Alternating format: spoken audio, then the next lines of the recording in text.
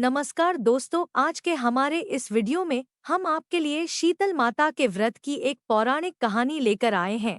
एक समय की बात है, शीतल माता ने सोचा कि चलो आज धरती पर देखते हूँ मेरी पूजा कौन कौन करता है, कौन मुझे मानता है। ऐसा सोचकर शीतल माता धरती पर राजस्थान के डूंगरी गांव में आई। माता शीतल गांव की गलियों में घूम रही थी, तभी एक मकान के ऊपर से किसी ने चावल का उबलता हुआ पानी नीचे फेंका। वो पानी शीतल माता के ऊपर जा गिरा, जिससे माता के शरीर पर फफोली पद गए। शीतल माता का पूरा शरीर जलने लगा। वह गांव में इधर उधर भड़काने लगी और खाने लगी, अरे मैं जल गई, मेरा सर शरीर जल रहा है, कोई मेरी मदद करो। लेकिन गांव में किसी ने भी माता की मदद नहीं करी। अपने घर के बाहर एक कुम्हार बैठी थी, उसने देखा कि वह बुद्धि में बहुत जल गई है, उनके पूरे शरीर पर फफोले पद गए हैं और वो अपने शरीर की तपन को सहन नहीं कर पा रही। तब वह कुम्हारन बोली, माँ तुम यहाँ आकर बैठ जो, मैं तुम्हारे शरीर पर ठंडा पानी डालते हूँ।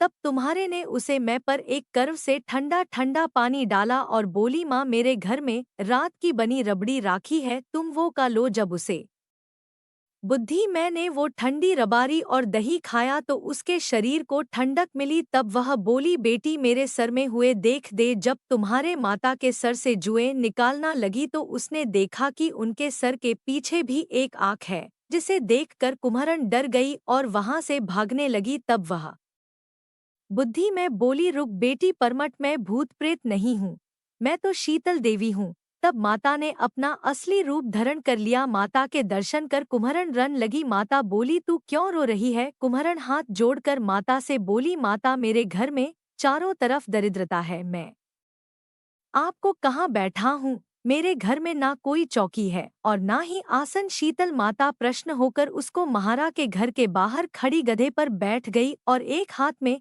झाड़ू और दूसरे हाथ में दलिया लेकर उन्होंने तुम्हारे उनके घर की दरिद्रता को झाड़कर डालिये में भरकर फेंक दिया और बोली, बेटी मैं तेरी सच्ची भक्ति से प्रश्न हूँ, अब तुझे जो भी शब्द चाहिए मुझे मांग ले। तब कुम्हार हाथ जोड़कर बोली, माता आप इस गांव में स्थित होकर रहिए, जी प्रकार मेरे घर की दरिद्रता आपने दूर करी है। यही जो भी व्यक्ति फागुन मास की अष्टमी पर भक्ति भाव से आपकी पूजा करें, आपको ठंडा जल और ठंडा भजन का भोग लगाएं, उसके घर की दरिद्रता आप स्वयं दूर करें। माता ने उसे तथास्तु कहा और बोली, तू इस कर्व का जल अपनी झोपड़ी पर चीर लेना, कल सारे नगर में आज लगेगी लेकिन तेरी झोपड़ी नहीं जलेगी। ऐसा का कर माता अंतर्ध्यान हो गई। तुम्हारे ने ऐसा ही किया। रात हुई तो साड़ी नगरी में आज गगई पर कुम्हार की झोपड़ी बैठ गई। यह देखकर नगर के राजा ने कुमारे को बुलवाया और उससे पूछने लगे, तुम्हारे सारे नगर में